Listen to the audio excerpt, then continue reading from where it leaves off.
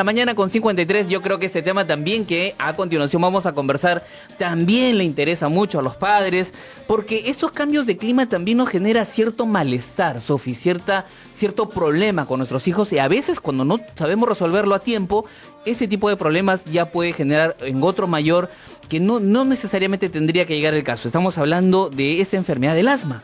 Así es, el asma, ¿cómo lo podemos afrontar en los niños y niñas? Muchas veces la enfermedad puede aparecer precisamente en estos periodos, ¿no? Claro, claro. En épocas de invierno, con tanta humedad que hay en Lima, en el interior del país, donde también están afrontando frío. Por eso tenemos la presencia del doctor Javier Hugo Rebaza, neumatólogo pediatra, que está presente con nosotros. Neumólogo. Así es, neumólogo, perdón, así neumólogo pediatra que está con nosotros. ¿Cómo está, doctor? Buenos días con todos. Un gusto tenerlo en nuestra cabina, doctor. Y para que nos ayude un poco a encontrar las características a veces de esta enfermedad, porque a veces toda enfermedad respiratoria inmediatamente lo asociamos a asma. Y no necesariamente creo que es así. ¿Qué es el asma? Bueno, para empezar, el asma es una enfermedad, le llamamos crónica, quiere decir que se produce en un determinado tiempo. No es una enfermedad que aparece y se cura inmediatamente, sino es todo un proceso. Es un proceso inflamatorio de las vías aéreas. No es una neumonía, no es necesariamente una infección, es la obstrucción del paso del aire a través de las vías aéreas, que son como unos conductillos, que son los bronquios, que llevan el aire que permite el intercambio gaseoso, que ingrese el oxígeno y salga el CO2 de nuestro cuerpo, y eso se llama respiración, y las vías aéreas permiten el paso del aire. Cuando estas vías aéreas están obstruidas por una inflamación de tiempo, es que se generan los síntomas del asma, que es casi como decir tener hambre de aire. No es necesariamente una infección, pero se puede desencadenar por una serie de eventos, una de ellas una infección. Claro que sí, doctor. Vamos a invitar a nuestros oyentes, Sofi, para que participen en esa parte de la entrevista también. Los teléfonos de la cabina ya están a su entera disposición. Es el 330-8487. El 330-8500. Hay una línea gratuita de atención, 0800-00071. Tenemos nuestro WhatsApp, ya saben, pueden escribirnos o mandarnos audio al 988-720137. 988-720137. Así es, estamos conversando con el doctor Javier Hugo Rebaza, neumólogo pediatra. Hoy en la cabina hablamos sobre cómo tratar el asma en nuestros hijos. Sofi, vamos a hacer una pausa. Una pausa y volvemos con mucho más. Vamos a hablar del asma. Llamen y hagan sus consultas. Que el calendario se llenó, ya no hay semanas sin tu voz. Mi calendario es de los dos.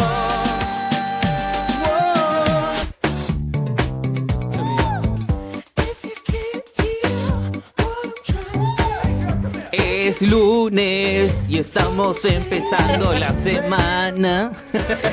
Sí, es lunes, estamos empezando la semana y estamos también agradeciendo a nuestros oyentes que nos están escribiendo.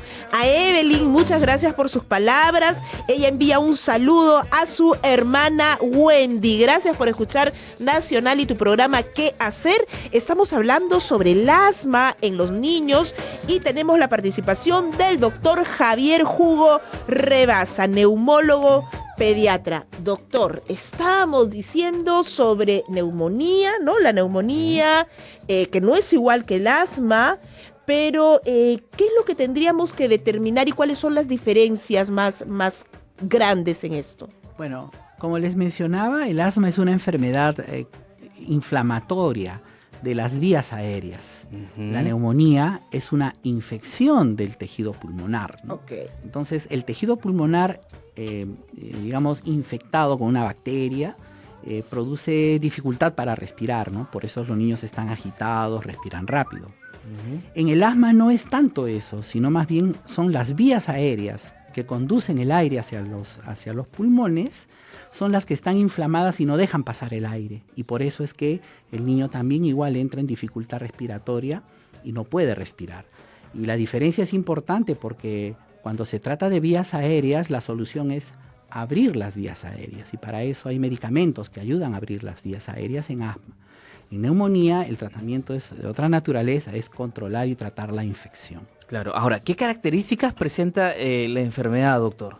Bueno, la enfermedad se caracteriza... O la sintomatología, para Claro. que los padres tengan en cuenta de en qué momento pueden ir al especialista. Claro. El asma no es una enfermedad constante, sino es una inflamación que tiene sus altibajos. Ujú. Entonces, aquella persona, niño, adulto que tiene asma puede estar bien por bastante tiempo, incluso años, pero hay momentos de exacerbación en donde los síntomas se incrementan, en donde puede presentar tos, principalmente tos, dificultad para respirar, cansancio, agitación al ejercicio, incluso cuando se ríen mucho o lloran mucho, empiezan a toser.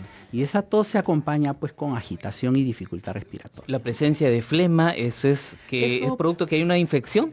No, hay una inflamación. Cuando hay una inflamación, las vías aéreas se pueden llenar de secreción y de moco. Y como un síntoma acompañante puede ser el incremento de las secreciones que también provocan tos, ¿no? Ujú. Bueno. Y hablando del tratamiento, es decir, obviamente el diagnóstico tiene que ser por una persona, un médico especializado, pero ¿los tratamientos son similares? ¿Qué determina, por ejemplo, el uso del inhalador? ¿Es siempre o no es adecuado en niños? Bueno, hay que distinguir dos momentos de la enfermedad. La enfermedad en niños más grandes o adultos, que es claramente identificable. Una persona asmática ya sabe que es asmática y llega a la emergencia por alguna exacerbación de síntomas. Entonces, esta persona que ya se sabe asmática no es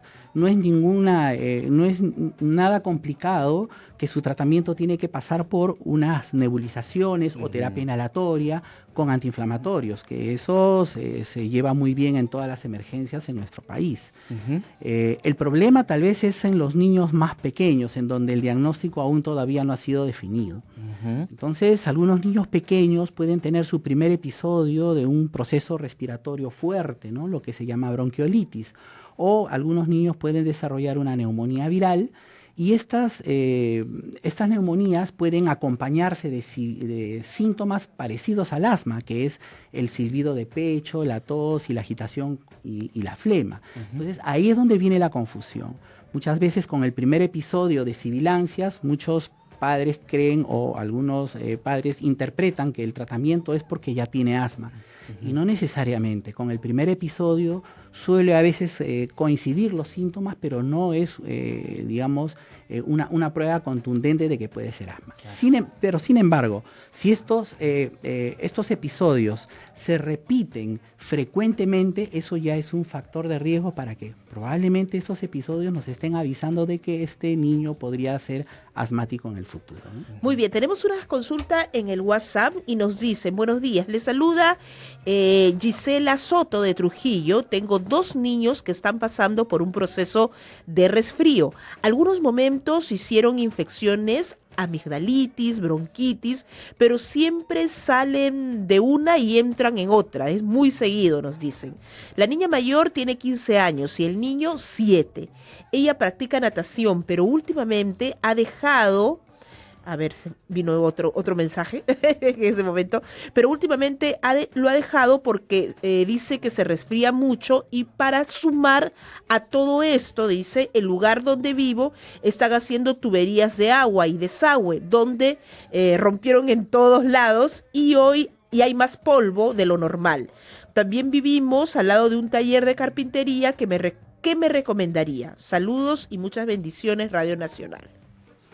Sí, esa es una muy buena descripción de cómo los factores ambientales pueden influir en los síntomas de los niños. Ahora, eso no es propiedad de un niño asmático. Hay niños que tienen sus vías aéreas muy reactivas y frente a estos ambientes muy recargados, como lo ha descrito, se ha descrito en la Gisela de Trujillo. Pueden hacer que los síntomas se hagan más intensos, más duraderos y más frecuentes.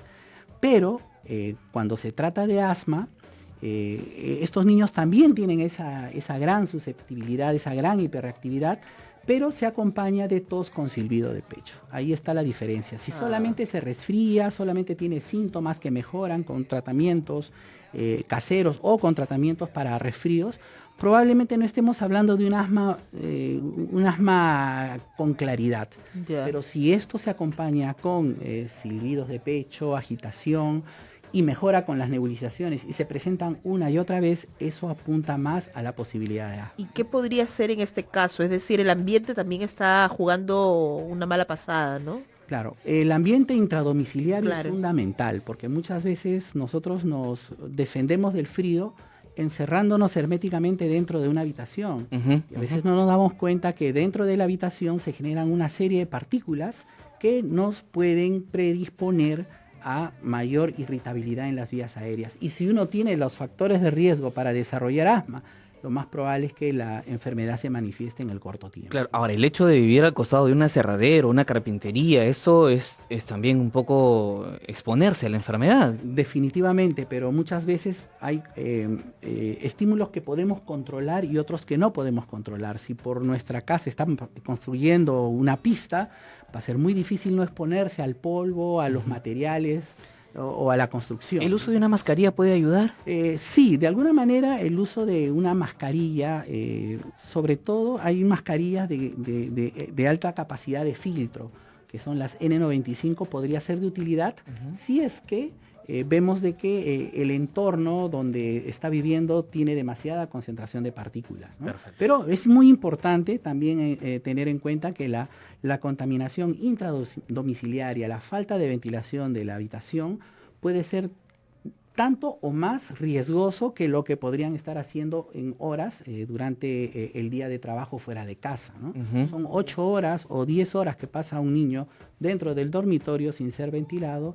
Eso puede ser un factor de riesgo mucho mayor que lo que podrían estar haciendo fuera de la casa. Okay. Muy bien. Tenemos otra consulta. Nos dicen, buenos días, gracias por la respuesta. Mi niña tiene 6 años. Hace 3 años sufre constantemente de tos y generalmente aparece luego de un resfrío y siempre tiene flema. Generalmente me recetan en salud Flixotide y salbutamol. Ahora último, la pediatra me dice que debe usar 1 año de Flixotide. Es por eso que recibe constantemente y su diagnóstico fue asma, ¿no? Casi siempre tiene flema. ¿Está bien eso? Soy Mercedes de Ayacucho. Ya. Muy buena pregunta y muchas veces es preocupación de los padres ese tipo de tratamiento, ¿no? Lo que yo estoy viendo es que el tratamiento que recibe es tratamiento para el asma, Ya. efectivamente. Ahora, hay formas de poder confirmar la enfermedad, ¿no? El asma se diagnostica por los síntomas, pero se debería confirmar con una prueba de función pulmonar. Es una niña que tiene 6 años y ella puede hacer una prueba de función pulmonar y con la prueba de función pulmonar se puede corroborar que efectivamente es una obstrucción al paso del aire a través de la espirometría. Y mejor aún todavía, hacer la prueba incluso después de usar el salbutamol, porque una de los diagnósticos confirmatorios del asma es demostrar una obstrucción en las vías aéreas con la espirometría y demostrar la reversibilidad al salbutamol. Claro. Cuando encontramos esas dos cosas, el diagnóstico es definitivo y probablemente el tratamiento que están mencionando sea lo correcto por un tiempo de 6 meses a 1 año para controlar la inflamación. Muy bien, tenemos una llamada telefónica, es Georgina desde Magdalena. ¿Cómo estás, Georgina? Bienvenida a Nacional. ¿Cómo está usted? Felicitaciones por todos los programas que tienen y al doctor. Muchas gracias. Gracias. Yo practico acuaeróbico hace más o menos 6, 8 meses, pero o sea, cuando estoy en el acuaeróbico no tengo esta ronquera. Salgo de la piscina, llego a mi casa y estoy con la ronquera y con la tos y con el moquillo. ¿Qué puedo hacer? ¿Sigo en el acuaeróbico o me retiro? Sufro de columna y para las articulaciones, entonces el acuaeróbico me ayuda bastante. Muchas gracias. Gracias, Georgina. Sí, efectivamente, hay muchos estigmas respecto al asma, ¿no? Muchos mitos. Uno de ellos es que se cree que la persona asmática no debería hacer actividad física, y eso es totalmente lo contrario. Ya se ha demostrado últimamente en trabajos de investigación que la actividad física es un elemento muy importante para el control del asma, el control de la enfermedad. Ahora, ¿qué actividad física? Principalmente la actividad física aeróbica, aquella que genera mayor ventilación a la hora de ejecutarla.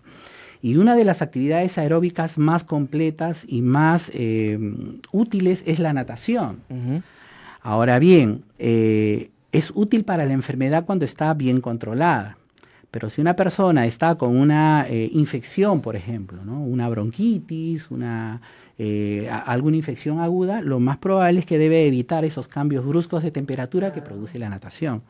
Pero si una persona está sana, saludable y desea practicar natación, pues podría ayudar a controlar el problema del asma. Lo ideal es hacerlo en el verano, por el tema del frío. Más aún en esta temporada que hace bastante frío, muchas veces las personas tienen que sopesar el hecho de hacer una actividad física tipo natación para controlar su enfermedad versus enfermarse frecuentemente por cambios bruscos de temperatura, ¿no? Entonces, esa es una decisión que va a depender mucho más de la persona, dependiendo de qué tanta facilidad puede tener para realizar esa actividad física, como en el caso de la natación. Pero lo recomendable es hacer actividad física cuando la enfermedad esté controlada. Cuando la persona esté en crisis, es mejor guardar cierto reposo y tan pronto uno se recupere, hacer actividad física. Y con respecto a la pregunta del señor, de Georgina,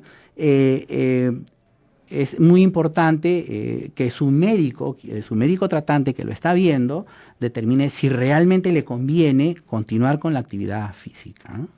Muy bien, tenemos una llamada telefónica, es Julio desde Comas. Julio, ¿cómo estás? Bienvenido a Nacional.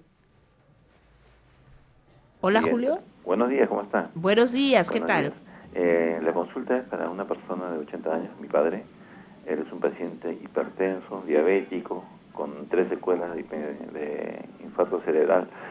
El problema que tiene él es que le ha quedado como una tos crónica. Entonces, al día, que hay veces en las noches o en la mañana, comienza a toser de manera frecuente, ¿no? Y a veces en las noches parece que le interfiere con su sueño. Entonces el doctor me ha recetado salbutamol, y las veces que le ha aplicado el salbutamol, duerme bien. Es un inhalador. Entonces mi pregunta es la siguiente: ¿el uso del salbutamol a la larga es perjudicial o no, o es un medicamento que no te produce efectos negativos, como dicen, ¿no? Muchas gracias por la respuesta. Muchas gracias, Julio. Ya, muy bien.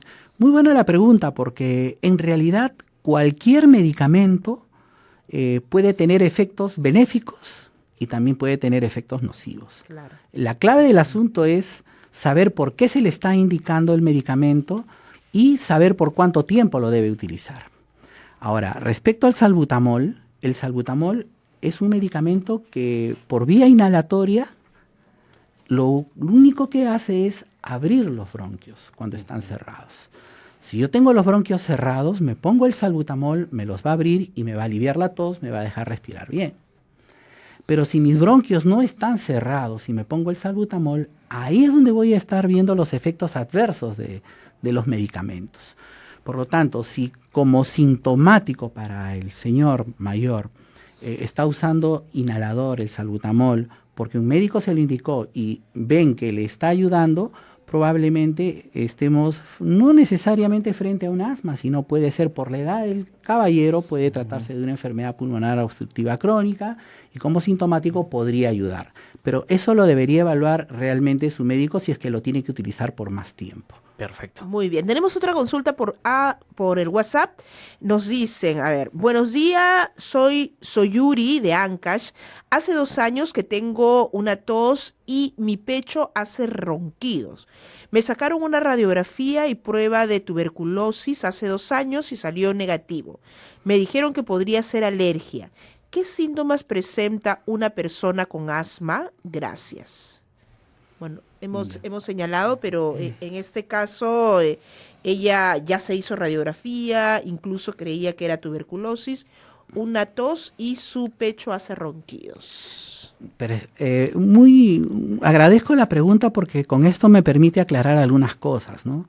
El asma es una enfermedad que se caracteriza por, como lo hemos mencionado, por tos y dificultad respiratoria, pero no es exclusivo del asma. Hay muchas enfermedades que pueden acompañarse con tos y con dificultad respiratoria.